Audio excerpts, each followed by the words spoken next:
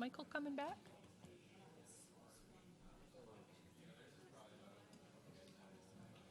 I don't know.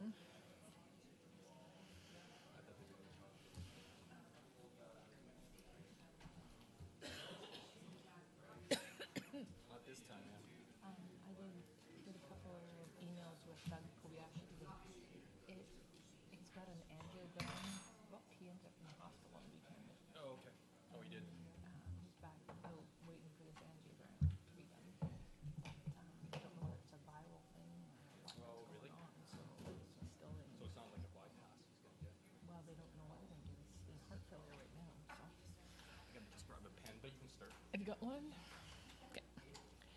Welcome, folks. We'll look to resume the regular meeting of council for October the 13th at 7:05. Welcome, everyone, to our meeting, and I sure hope that everyone had their fill of turkey over the weekend. Looking for approval of the agenda? So moved. All those in favor? Opposed? Motion carried. Public participation. This is your opportunity, folks, that of anyone in the audience that would like to come before council and address us. The microphone is there, and I can't see the red light, but I'm sure, Marcy, you've got it on. So this is your turn. Kathleen?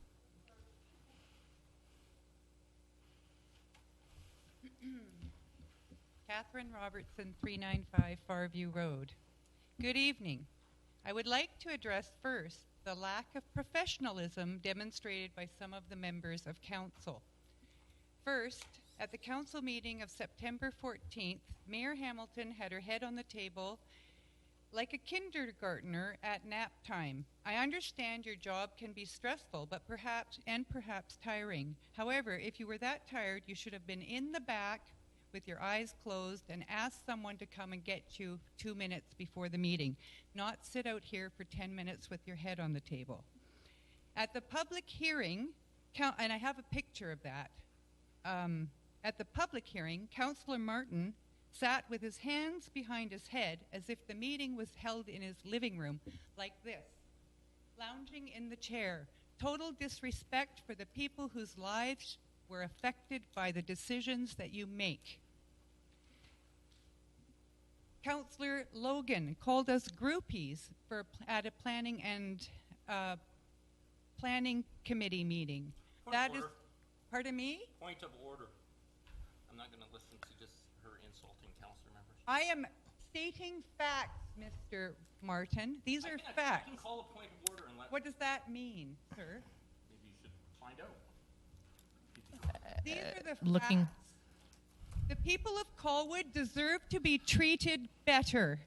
If this is how you behave at a municipal meeting, I'd hate to see you out in public. Any other members of the public?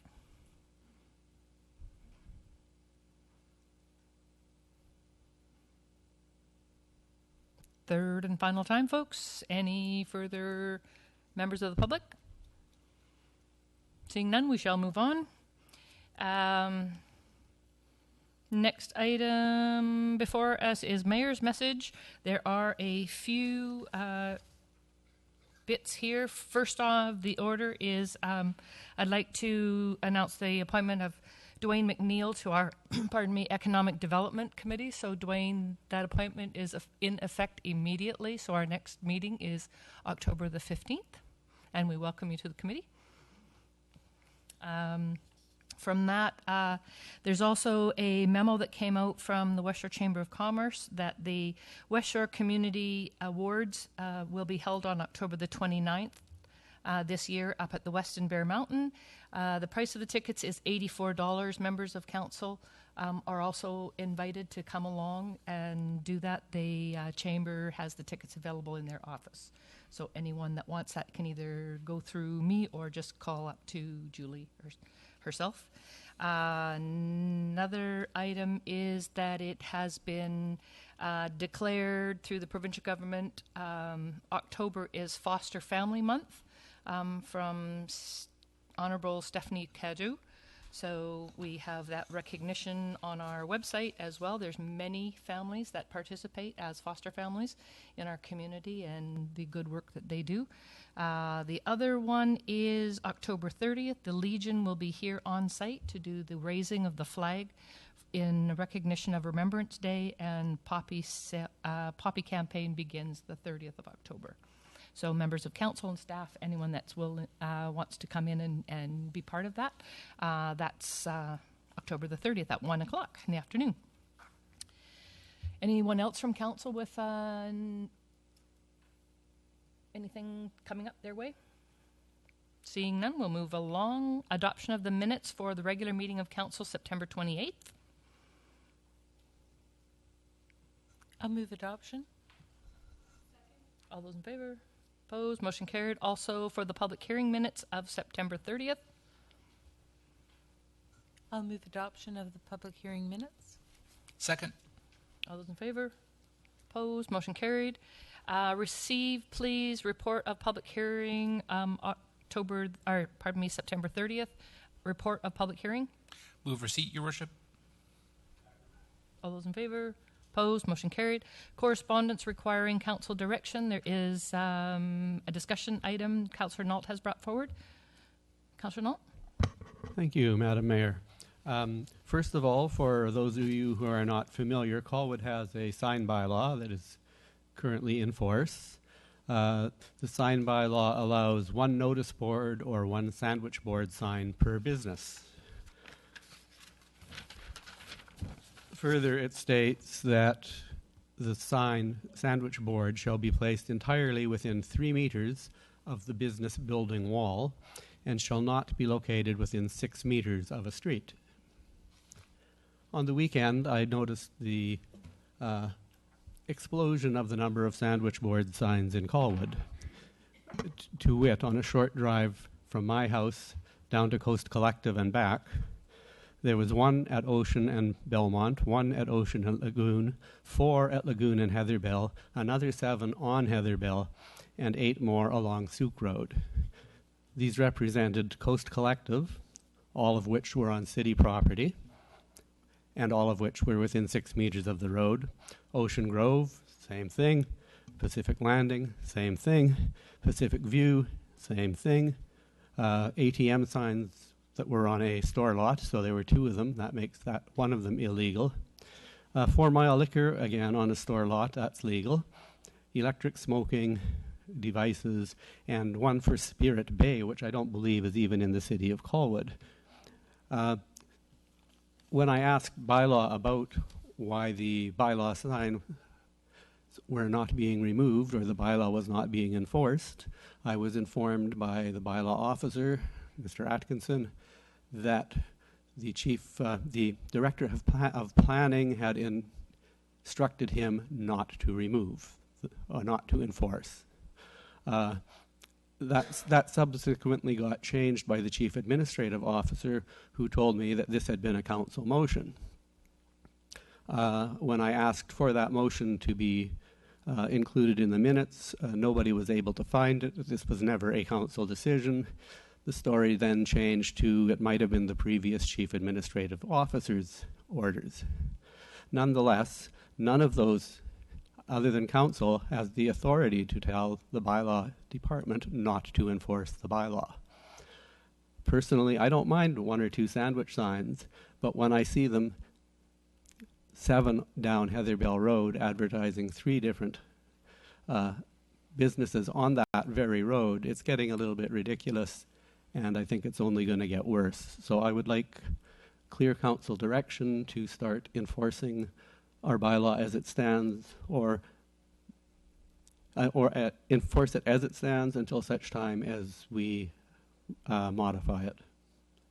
So I will be making that motion. Did you want that as the motion? Because then we need, I'll look for a seconder. I would like to present that as a motion, and then we can discuss it should it get a seconder. Thank you. Seconder? I'll second it for discussion. Carry on discussion. Anything further, Councillor Nault, or I'll open it. Councillor Day? So I would recommend, I think we should be enforcing the bylaws that we have on the books. And if there's a reason to change them, let's get staff to bring back a report. I understand there's a lot of pressures on businesses to try to make themselves viable and to ensure that they are seen. And if we're going to change it for one, we need to change it for all. So if we want to look at that bylaw and decide that there's a different way to do it, let's do that. But let's not have one rule on the books and then just ignore it. I don't know. Yes, the bylaw also allows businesses to apply to put up signs on city property and pay a fee for it. I don't have a problem with that. The problem with the sandwich boards is they're entirely unregulated. They're placed haphazard on city boulevards, and in the case of Heatherbell, I had to pull off the road to let somebody pass because the sandwich board sign was blocking traffic. That is an unsafe situation. If it was a regulated sign, we would have had some say in it. So I would really like to see this enforced until such time as council has a better bylaw on the books. I'm looking to staff. Director Borhill, where are we on the sign bylaw? Your Worship, if I remember correctly, the sign bylaw in the Council Strategic Plan was to be completed in 2016, I believe. So it's still under review and rehash and whatever? Correct. Is there, this council is a new one, and perhaps Councillor Nault hasn't had a chance to input on that through committee process? Is that where we should be and need to be going to make sure that we're complete? Because I hear Councillor Day as well that, we have bylaws. If they need to be changing, we've got to have a process to be going through that. Yeah, in terms of where we're at when we where we left the sign bylaw rewrite was the next step would be to undertake public consultation. And for this issue, we would recommend that there be significant consultation with the business owners that are putting the signs out. I might just clarify that I believe the direction that was given to the bylaw officer was from years past. I think that the last time it came up on the staff level was certainly before I can recall as director here. But it is, I can say, a very tricky issue because of the strong feelings that business owners have about getting their message out. Your Worship, can I add some comments on this, because we have spent some time at the staff level in the past week sort of researching, what is our current practice, what has our past practice been, were there any previous council motions with respect to enforcement of sandwich board signs.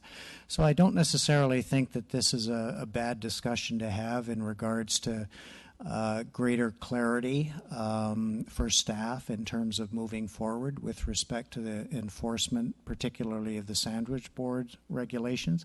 I think it's safe to say that, as Councillor Nault has indicated, we couldn't find any specific council motion related to any particular signs or pertaining to this particular matter. Councillor Nault has indicated the parameters of the bylaw. I think it's safe to say that my take of the situation, it's not unlike a lot of municipalities where they enforce their bylaws on a complaint basis. And generally speaking, when it comes to the sandwich board signs, we're generally enforcing on a complaint basis. And if we go out there and we see that the sign is interfering with sight lines, sidewalks, footpaths, traffic, it interferes with traffic, we'll certainly take action. Having said that, we have recently initiated enforcement on Pacific Landing, Ocean Grove, and Pacific View sandwich board signs that were clearly on city property. We've asked them to remove those within, I think it's tomorrow. But generally speaking, and this is where I think staff would benefit from some clearer direction from council. How far do you want us to go with respect to enforcement of our bylaw, specifically with respect to sandwich boards? Obviously, the jurisprudence is that a municipality can elect not to enforce the bylaw or any bylaws, but sometimes clearer direction from council would be required. But I think it's safe to say that with respect to sandwich board signs, by and large, we're enforcing on a complaint basis, and we'll take action if clearly they're sort of interfering with those parameters I talked about. Thank you. Councillor Logan? Thank you, Worship. I just want to make sure that we don't get into a situation where we're swatting the fly with a sledgehammer, and really, dedicating a whole whack of staff time to an issue that, could be spent elsewhere. And I don't disagree if there's an issue with the sight lines and the issues that Councillor Nault brought up. Absolutely, and it looks like the city is dealing with that. But I personally haven't seen a proliferation, and if it's, I think there has to be some judgment exercised. So I don't want us to go out and whack every hand of every business that has a sandwich board sign, because I just don't think that sends the right message. So I think municipal enforcement needs to be able to exercise some judgment, and if there's a serious complaint, not a frivolous complaint, but a serious complaint for whatever reason, then the city should act on it like it has in the past. But I just don't want us to go and whack people for for trying to sell their business, or the wares of their business. I just think it sends the wrong message. So I don't want us to be over heavy-handed, and maybe have that discussion with some of the business owners before we start taking that action. Thanks. Any other members of council? Councillor Day? Sorry, just one last thing, which is when I've observed a lot of sandwich board signs, there's quite a few places where they're continuously used, sandwich boards. Sometimes I'm surprised that they remain because they are never moved or brought in or anything. So they are, in fact, being used as permanent signs, and maybe that's kind of being used as a workaround to not go to the expense of getting a permit and putting up a proper sign. So I think there is a discussion that needs to take place in terms of, when is a sandwich board appropriate, which there are appropriate uses for sandwich boards. If it's, a special event, you want to draw somebody's attention to something that isn't normal, a sandwich board makes an awful lot of sense.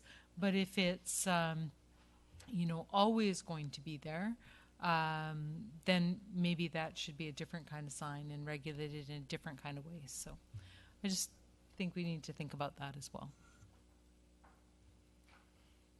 Anyone else? You're good? Called question. All those in favor? Opposed? One opposed? Motion carries. Thank you. Looking for direction on a letter from the City of Victoria in regards to a letter of support for the redevelopment of the Belleville terminal.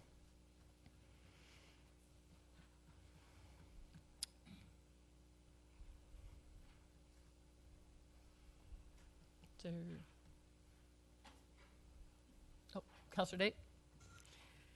Thanks. I thought this was an interesting letter, and quite often when we receive letters like this for regional improvements, whether it's a bridge or a terminal, as is in this case, the Belleville terminal, I really have to ask myself whether or not, what's the bang for the buck? What are the potential costs for Colwood, and what are the potential benefits? And I actually took the ferry from the Belleville terminal down to go to Portland for a Dragon Boat Festival, and I was astounded in coming back what a view there is of Royal Bay as you come in on the ferry. It's the one place where you really, Colwood is the first thing really that you see coming into Victoria, and then you kind of steer into Victoria Harbour. And there's a number of benefits to bringing tourism to our region. It's certainly something that we are targeting with our economic development initiatives. And so I think it is important to remember that we have a place in a region, and we would like to invite people into our region in a welcoming way. I'd like to see whatever is done with economic development include a greater connectivity to the many amenities that are on the West Shore that sometimes get ignored in the downtown core because of proximity, travel time, etc., awareness of how to get here. But I think that this is only asking for a letter of support for what is a regional gateway. And I think maybe it's a good idea to send a letter of support. Hopefully it doesn't come with a big price tag later on, but I'm willing to go with the letter of support. So far, there's no money attached to it. It's just the letter. So I would need a recommendation. I would move that we send a letter of support. Seconder, please. Any further discussion? All those in favor? Opposed? Motion carried. Planning and Land Use Memorandum of Planning regarding boarding school rezoning text amendment for 1945 Souk Road. Is that going through planning or yourself? Thank you, Your Worship. The memorandum before you has been prepared by staff in response to Council's direction to provide information on the financial implications of granting the request made by the Dwight School Canada Holdings Incorporated to add boarding school to the list of permitted uses in the community, commercial, or C2 zone on the properties located at 1939 and 1945 Souk Road. The staff expect that legislation currently under consideration by the provincial government will make the subject property completely tax exempt from municipal taxes. We have, with input from the municipal solicitor, identified a legal means to obtain monies in lieu of property tax. And tonight are looking for direction from council to further discussions with the applicant about negotiating that device. We've found some examples from other municipalities where Section 219 covenants were used to provide a legal framework for monies in lieu of property taxes, and as such are recommending that council direct staff to work with the applicant to devise the terms of a Section 219 covenant addressing the financial contribution to the city with respect to the use of municipal services to be approved by council prior to fourth reading. And I just want to say thanks to Administration Department. They've thoughtfully asked me to add to this recommendation that the address be included in any recommendation or any resolution coming from council. Thank you. Discussion? Councillor Day? I think it's an important step to look at providing for future municipal services for the area. So I'm very supportive. I'm really appreciative of staff doing the extra work to identify ways to do this. Councillor Knoll? Yes, thank you, Madam Mayor. I fully support this. I think the school would be a wonderful use of that site. It's ideally located beside Royal Roads, but to have a private for-profit school running a business within our city and paying no property taxes does not seem to be fair to me. If it was a public school, it would be a different story. But I fully support staff building a Section 219 covenant and look forward to seeing what the terms of that are. Anyone else? So the tax exemption comes from the province. They're changing their parameters in that regard, and I, have heard the developer say on a number of occasions, that they're willing to come to some sort of agreement on something to compensate. So I think this is a win-win out of things, and I look forward to what we can get back from the covenant. So, anyone else? Call the question. All those in favor? Opposed? Motion carries. 6.2, Finance and Admin memo from the Director of Administration.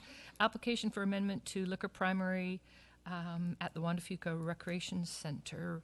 This was referred from our regular meeting of council September 14th. Do we need to excuse ourselves? We have 2 members of our council who sit on the board of the West Shore Parks and Rec, and for those reasons will step aside as a potential conflict of interest.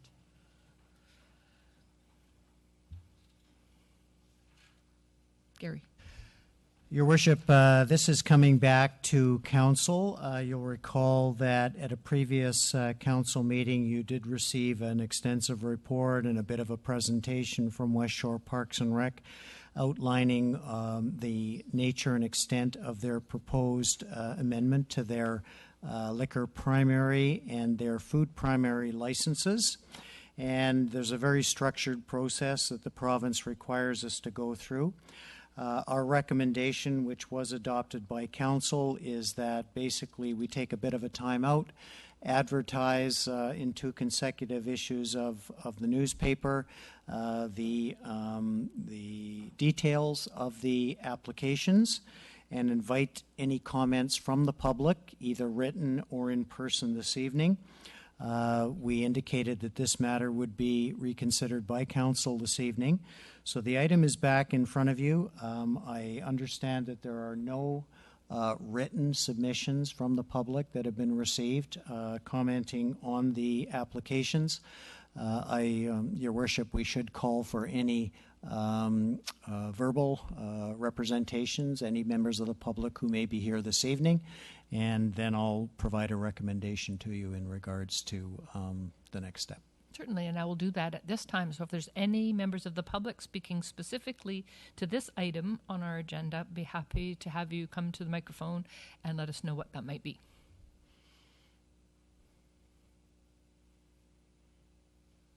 And I would say we're clear for the recommendation.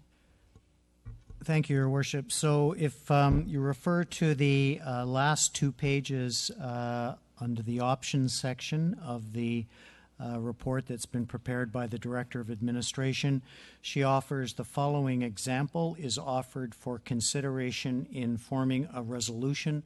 And this is the requested format to be provided to the Liquor Control and Licensing Branch.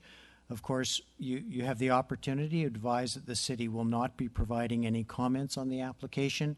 However, given the fact that you did advertise and give the public the opportunity, we're suggesting that you consider the following example that Ms. Van Buskirk has set out, that the Liquor Control and Licensing Branch be advised that B, that the views of the residents on the potential for noise and or the impact on the community if the application is approved are as follows, and council's comments with respecting the views of the residents. It's a bit of a moot point, I guess, at this point in time, that the City of Colwood recommends approval or doesn't recommend approval, and authorize the corporate officer to sign the appropriate section of the application.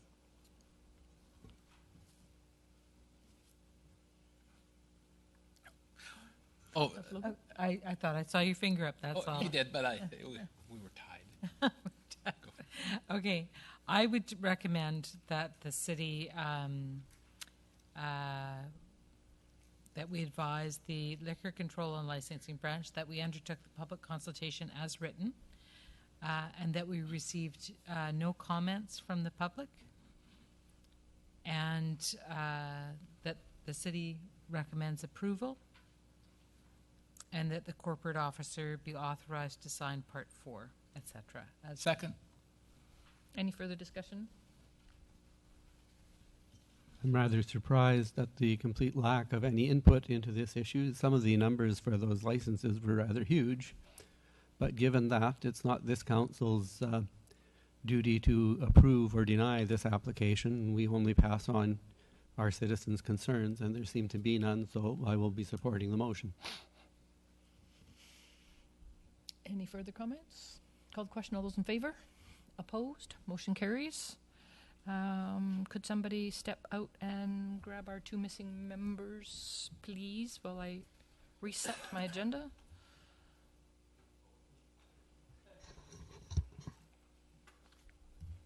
Item 6.2.2, report acting Deputy Director of Finance regarding the 2016 permissive tax exemption application for 345 Whale Road. Finance? Thank you. We have before you this evening, Council, as is normally presented at this time of year, the permissive tax applications. Council has in previous years awarded 10-year permissive tax exemptions, and that listing is in your package as bylaw number 1359. We do have one property which has been awarded annual permissive tax exemptions, and that is the Children's Health Foundation located at 345 Whale Road. We're presenting it for your consideration this evening, first in a report, and then if Council is in agreement in the later part of the meeting this evening, it will be coming forward for the bylaw to be given 3 readings. So you have seen this property before. We've had a look at it. Staff's recommendation is that it does meet the requirements of the community charter to qualify for a permissive tax exemption. I did have a look in the financial statements, and I see that property taxes do make up a significant portion of their expenditures. Even with the exemption, they're paying about $125,000 per year, which is a very large chunk of their actual expenditures, just to give you some perspective on about a $900,000 expenditures. So you have the report before you and the recommendation, Your Worship. I'll move the recommendation. Seconder, please. Second. For discussion, anyone? Councillor Date? Just thought that I would, for the record, let people know that there are a number of services for families and youth offered through the centre, and it is greatly appreciated that Colwood offers them the tax exemption for the nonprofits that operate in the building. It provides a lot of services to the youth in our neighborhoods, and there are a number of organizations that meet there, even if they don't operate directly out of the building, that are meeting there and sharing information on services that are available. We have been noticing a steady decline in the availability of services for youth and families in the West Shore, which was part of why that building was built here, however long that was ago, 12 years ago. That there are currently, we're starting to see statistics showing that services are actually better in Souk than they are in the West Shore at times.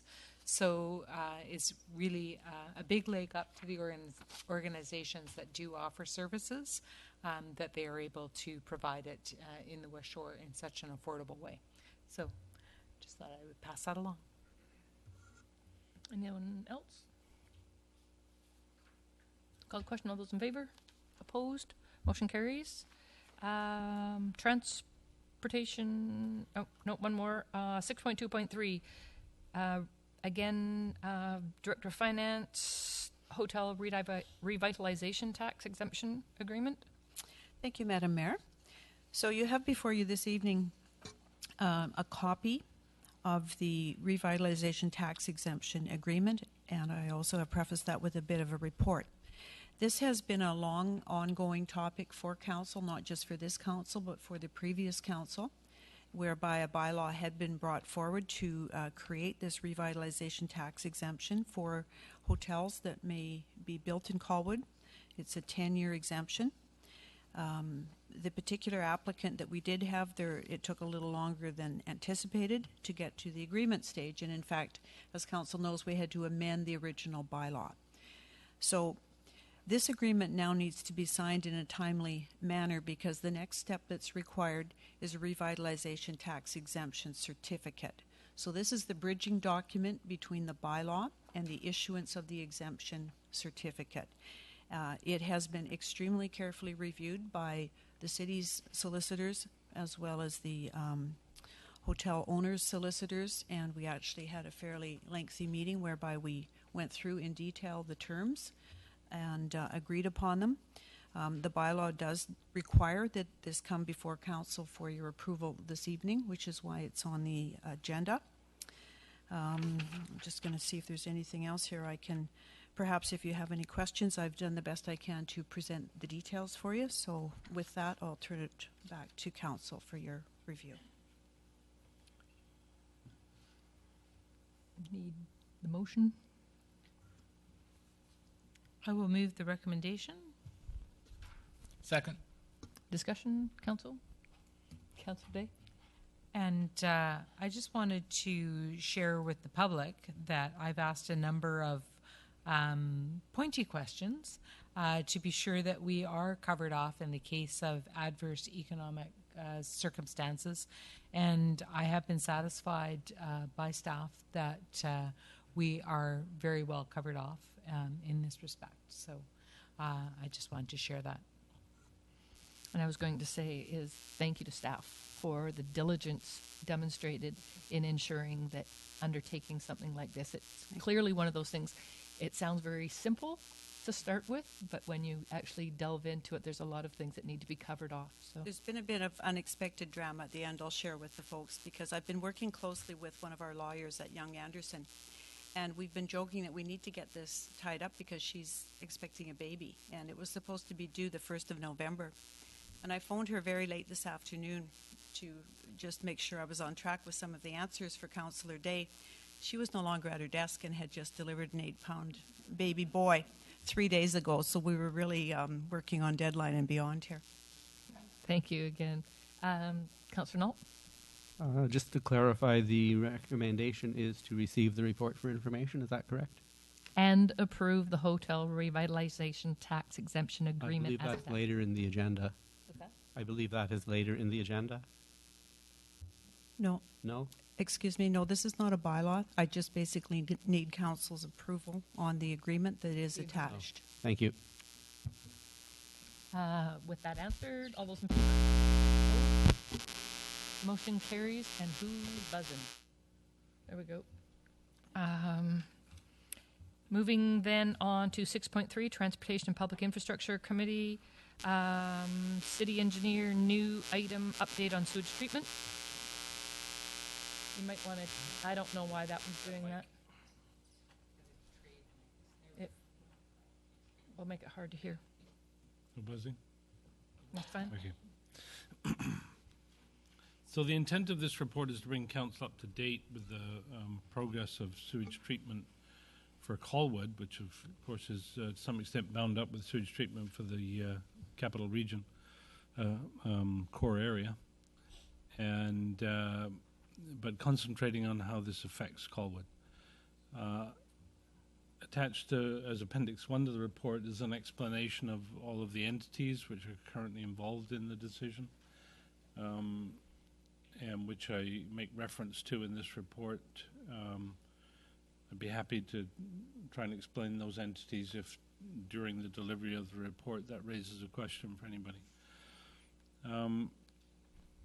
So the CRD at one time gave Colwood conditional approval to proceed separately on sewage treatment, but one of the conditions depended on the provincial government supplying a letter stating that Colwood building its own treatment plant would not affect the total grant to be given to the CRD for the McLaughlin plant.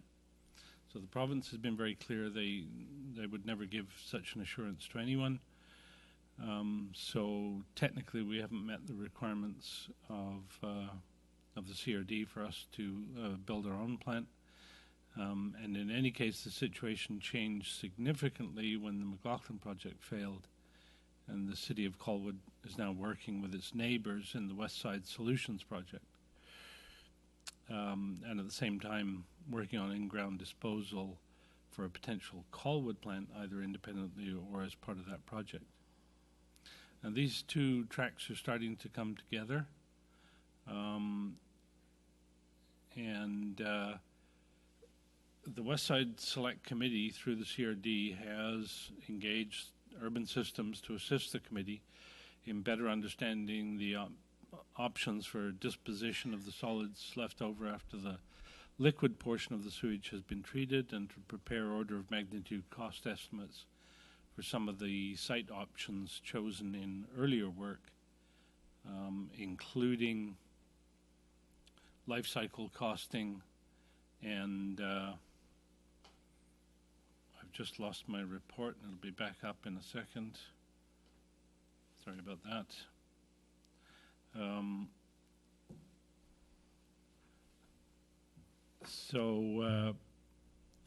Urban Systems have engaged Carollo engineers from the U.S. to assist with the work, and the consultants have had preliminary discussions with the technical oversight panel and have reported that they seem to be on the same page, so that's helpful. Urban Systems work is still at an early stage. They report out at the end of the month.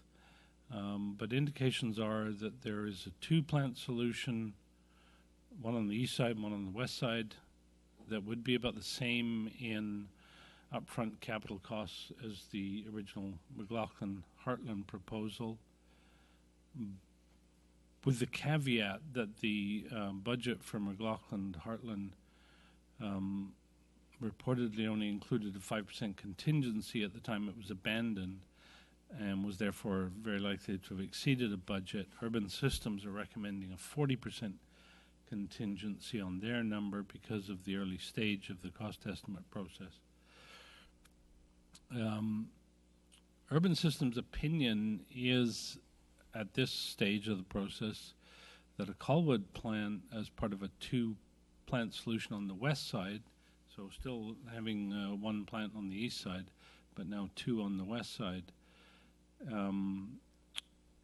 could be achieved without an ocean outfall, and this is based on work that Colwood has done to prove that, and which they've discussed with our consultants and are happy with. But they're recommending that the larger plant in Esquimalt would still be the ultimate backup in case of complete plant failure. So the main plant would not be any smaller as a result of a Colwood plant. So the Colwood plant would be an additional cost, unless further work to be done on life cycle costs, revenues, etc., should show that those future revenues and life cycle cost changes are significant compared to the capital cost. However, they feel that Colwood is the ideal site for a small showcase plant, treating to tertiary standards and beyond, and reusing the water immediately for aquifer recharge, disposal to ground, but creating this infrastructure which can produce a high standard output for what is essentially a relatively small portion of the total system, and eventually use that for more direct uses such as toilet flushing as Colwood develops. They're also discussing tertiary treatment as a possibility for a portion of the Esquimalt plant output as a similarly developing that capability in the Esquimalt municipality, or wherever the plant does actually end up on that side, which would also allow, the same as the Colwood plant, to expand on the reuse of water in the future. I mean, to some extent, this is trying to minimize the cost of including tertiary treatment, but at the same time hedging bets on what climate change might do to our water situation at minimal cost. Now, Colwood's in a unique position when it comes to this because we've got ideal geology for in-ground disposal.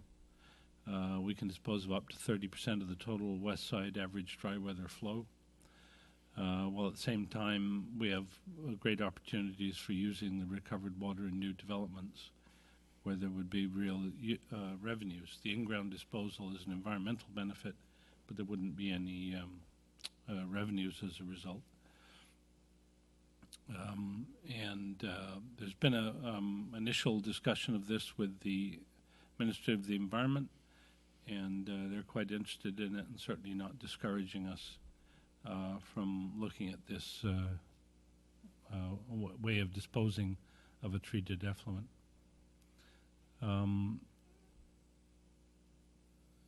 So some of the non-financial benefits to Colwood would be the possibility of selling or providing water to businesses seeking to locate in Colwood, where we can provide a greener image, which is often worth a percentage to the companies involved, and we could also perhaps undercut future costs of water, if not current costs.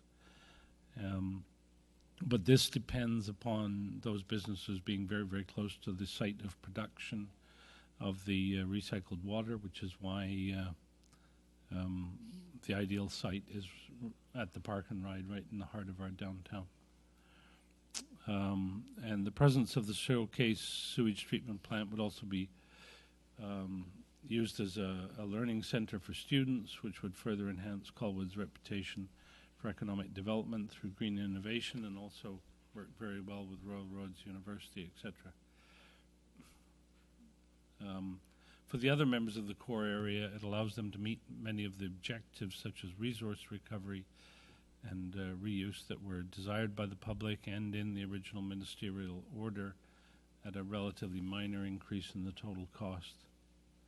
And as I say, those numbers are still at an early stage. We will get more, we will get firmer numbers at the end of the month. Now we envisage doing further work on defining the volume of water that can usefully be put into the aquifer as the next important step in proving that Colwood is the right location. For now, the city will continue this work on its own budget, but we are probably nearing the point where the CRD would start to pay for this work, and we'll certainly encourage that. Now, of course, the part of that cost, if the CRD paid for it, would come from Colwood, but it would also come from the other municipalities and reduce our net cost. Now, the decision as to whether there is one single centralized plant, two plants, or a more decentralized system, as discussed, is in the end a decision that the board will make on recommendations from the consultants, West Side and East Side committees, and through the Core Area Liquid Waste Management Committee. So there's a lot of water to flow under the bridge before we know what actually happens. The current timetable envisages the final solution sets being chosen through further costing and public consultation after the October report by December, and the Core Area Liquid Waste Management Plan to be revised and approved by February 2016, sites rezoned by February, and submission to the granting authority by March. This is an ambitious timetable. However, the CRD will likely have about 3 years to construct the project or projects if no extensions are granted, and that is still possible with efficient progress.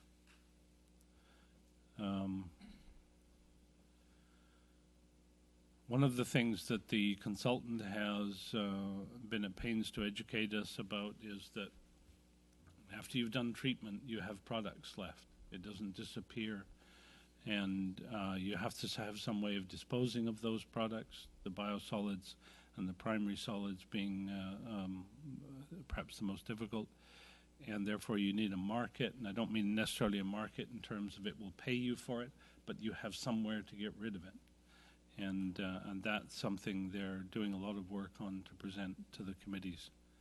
And there's by no means do I know what the end solution is there. But they have pointed out that an advantage of there being 2 or more plants within the core area is that instead of building one plant that processes in a certain way and therefore needs a certain market and therefore is at risk of that market disappearing or becoming too expensive for us, if you have 2 plants treating in different ways, producing different products for different markets, A, you don't have to find such a big market for the output of one plant, and B, if one of the plants finds its market is becoming untenable, then you can switch over the solids to the other plant to tide you over. So flexibility is a useful thing when you're depending on being able to get rid of these things somewhere else. Of course, for the local economy, more than one plant means smaller plants, which means more local involvement, less likely that they can only be tackled by international companies.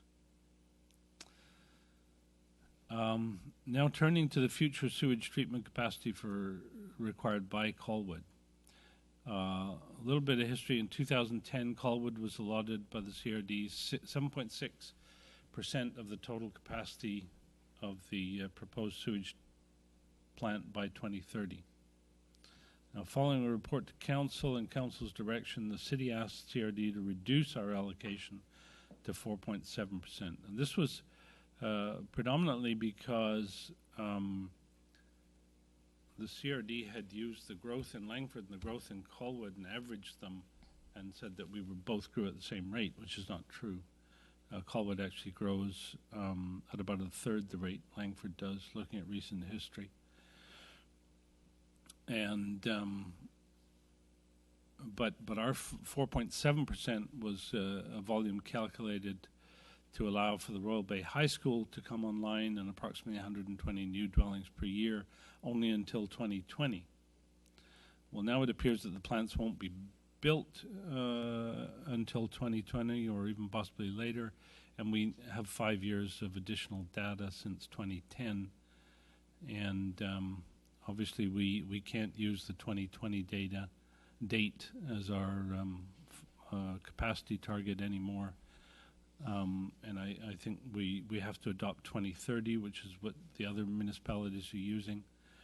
And that still only gives the plant 10 years of life before some increase in capacity is required. So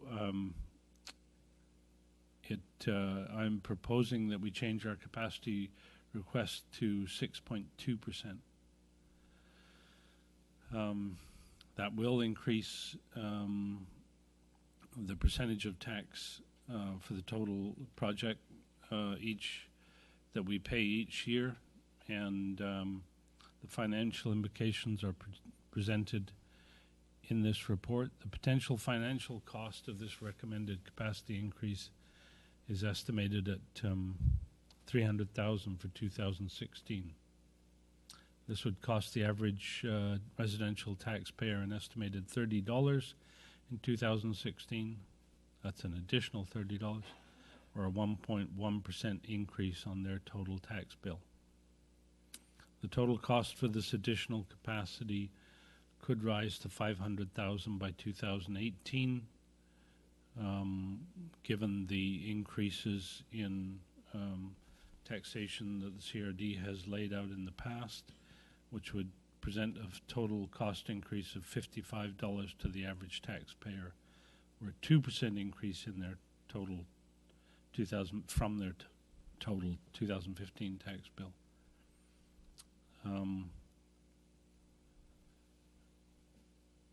The bigger picture is that it appears there's little likelihood that the CRD requisition for sewage treatment capital costs will be less than expected as a result of the changes in the project, and it may be more. According to the CRD, approximately $63 million, or 8% of the previously total estimated cost, has been spent on the project up to the end of August this year. And of course, the vast majority of that was on the McLaughlin project. Potential grant shareable costs are said to be approximately 32 million, potentially reducing the net cost to date to about 42 million. Looking at the Colwood 2015 budget, we have 350,000 budgeted from gas tax. We're not likely to exceed 200,000 in expenditures on the work we're doing. The expenditures to the end of August are about 125,000 right now. Commitments made to date would only increase this to 145,000 by the end of September. We're recommending that we continue working with Payne Engineering. Golder Engineering has changed staff, and we won't be giving them any further work after they've completed their work ordered to date. But the Payne Engineering work, with some assistance from architects, takes us closer to 200,000, but not exceed it by the end of 2015, we're estimating. We're trying to pace this work so that it helps lead the West Side process in the direction that best benefits the city, but does not get too far in front of it in case that process should take a different direction. And we're trying to look for opportunities for the CRD to take over that expenditure in any case. So the recommendation is that Council receive the report for information and approve an increase in the capacity request for sewage treatment at the CRD by 32% compared to the previous request. The CRD has actually set a date for us to provide that, which has passed. But I don't doubt there's every opportunity to increase that request at any time before people get down to serious designing of a plant. Thank you. Councillor Day? Just a couple of questions for you. Are we still considering a modular system so that future growth can be accommodated and paid for in the future? That's one of the things that Urban Systems has really said over and over again, is that we need to choose sites that are large enough, and we need to accommodate future growth, and we need to, particularly with the tertiary treatment, allow for it to be modular so that it can be increased as market opportunities appear or as necessity appears with climate change. So that the increases in the tertiary are not required, but they're there if we need to do them. The space is there, and the ability to modularly increase the plant size is there. Okay, and my other question relates to, so let me back up till I find it. You were talking about in your report that the Colwood plant, as part of a two-plant solution on the west side, I know it out of the way, without an ocean outfall, and using the larger plant as the ultimate backup. I'm just curious why we're still talking about a backup. Does the main plant have any sort of a backup plan? An excellent point. I mean, the main plant has a backup in the sense that they have an ocean outfall. And, you know, if they had a Halifax situation develop where they couldn't treat sewage at all, it just all goes down the outfall. That's the backup.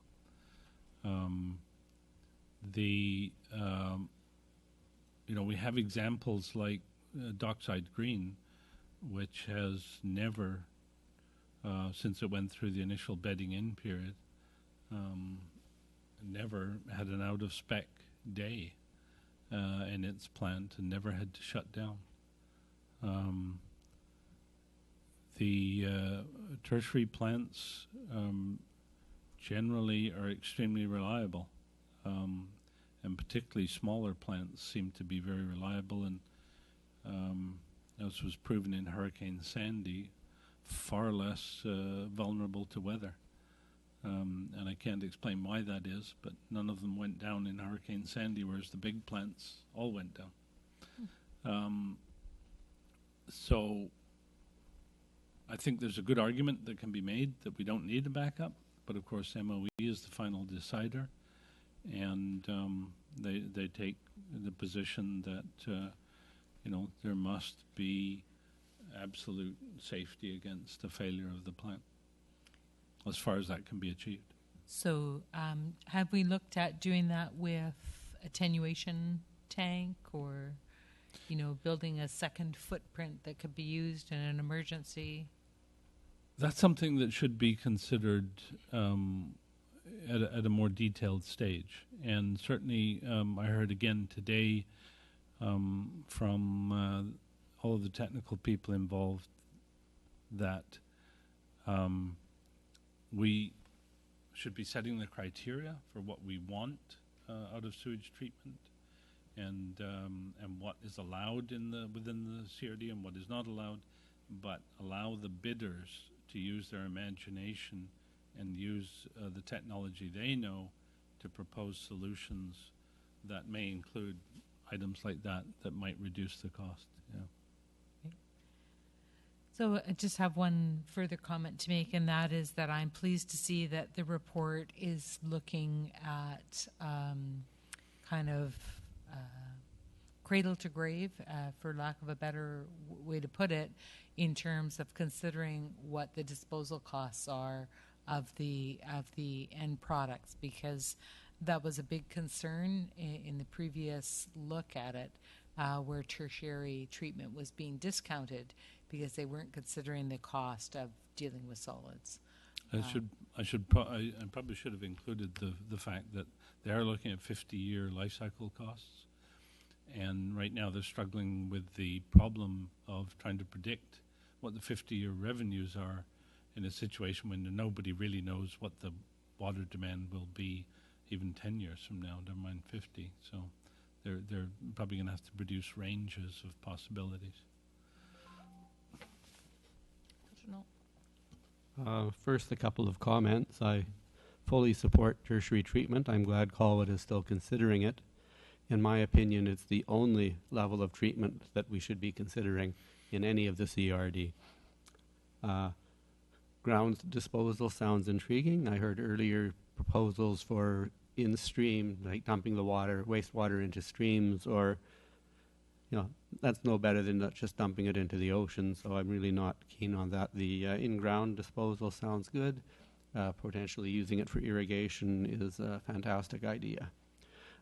Just a quick question to the engineer. If Colwood is paying for extra capacity in the Esquimalt plant, so we have a backup, do we own that capacity? I.e., when we need more capacity, can we just pump straight to there if we can't immediately expand our tertiary treatment?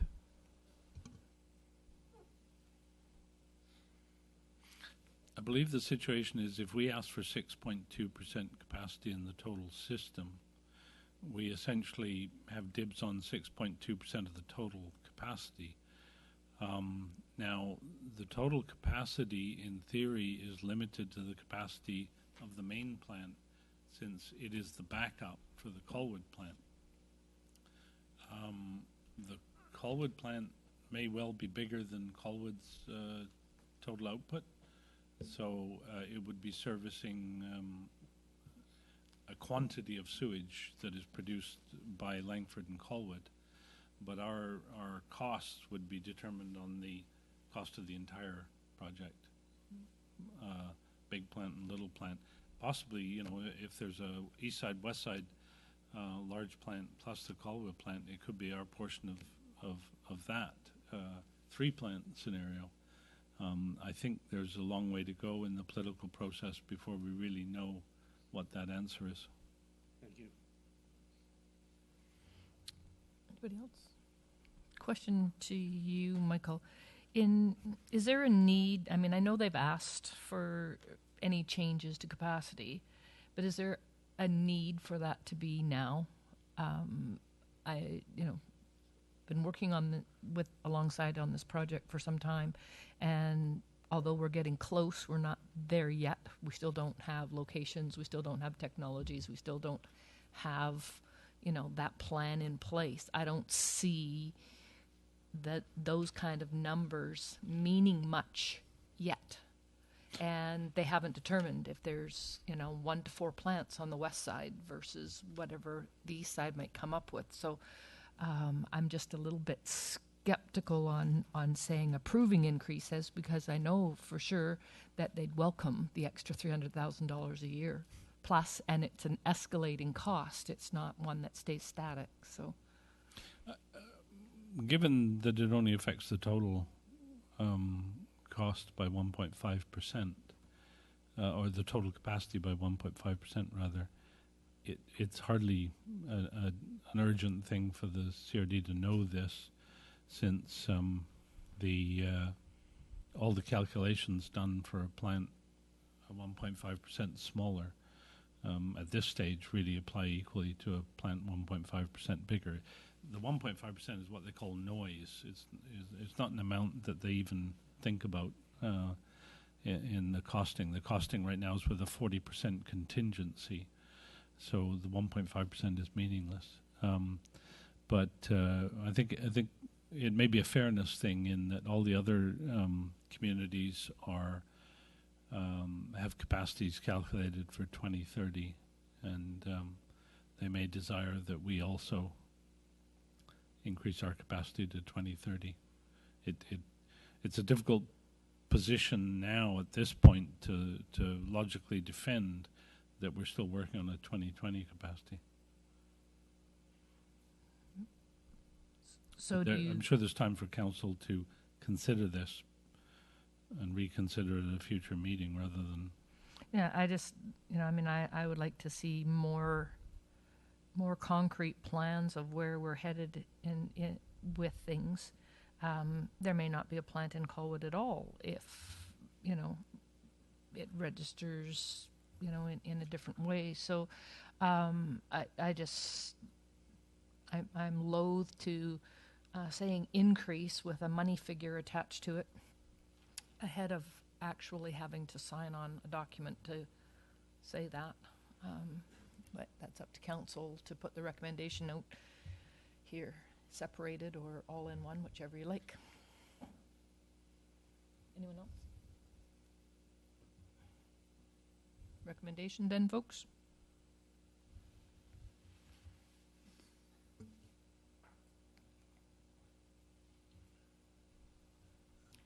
I would like to move that we receive the report and bring back the increase to a future meeting so we have time to think about it.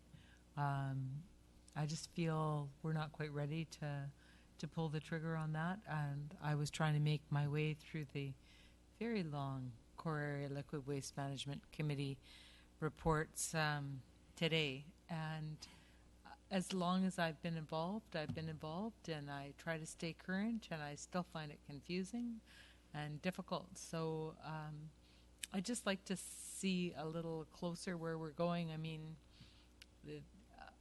there's just no end to the spending on this system. I mean, the report that's for CRD tomorrow, we've spent $40,000 already on the ombudsperson for the CRD processes. Yep. And so, I just, before I sign up for more costs, I'd like to know what I'm buying. Your Worship, the reason we're bringing forward this report, I think, is twofold. One, just to bring council up to speed with respect to where this whole issue currently sits, where it's going, because as you know, at the end of this month, both the east side and the west side select committees are going to be asked to make decisions with respect to preferred options and solution sets in order of magnitude costs moving forward to the next stage. the short list is becoming shorter and shorter as we move along. So we thought it important to bring this report forward, just to bring all members of council up to speed as to this is a snapshot of where we currently sit. The second reason we brought this forward is at the CAO and the technical level. We've been asked, and I believe this is on the agenda for the Core Liquid Waste Management Committee meeting this week, we've been asked to sort of revisit the capacity number. And I think the points you've raised are totally valid and legitimate, and we're struggling as well in regards to, with so much uncertainty out there, it's very difficult to sort of come up with a firm quantification. So what this represents is our best efforts at the technical level to sort of look down the road and really comply with their request that, look, we've taken another look at this number. This is what we think it is, because we understand all of the municipalities have been asked to do this. But I think that the points you've raised are, really good ones that should be raised and probably will be raised by other municipalities in the core meeting. But as I say, this kind of represents our best effort at the technical level at this stage, given all of the uncertainties that you refer to. So we have a motion, we need a seconder. Any further discussion on the motion? Call the question, all those in favor? Opposed? Motion carries. Moving then, folks, into bylaws, number 7.1, bylaw number 1599, first, second, and third readings for Colwood Main Sewer Local Area Service Bylaw and Establishment Loan Authorization Bylaw number 598/2001. Move introduction. Second. All those in favor? Opposed? Motion carried. Move second. Second. Any discussion? All those in favor? Opposed? Motion carried. Move third. All those in favor? Opposed? Motion carried. Bylaw number 1601, first, second, and third readings, Colwood West Sewer Local Area Service Establishment and Loan Authorization Bylaw number 625/2001. Move introduction. All those in favor? Opposed? Motion carried. Any discussion? All those in favor? Opposed? Motion carries. Second. All those in favor? Opposed? Motion carried.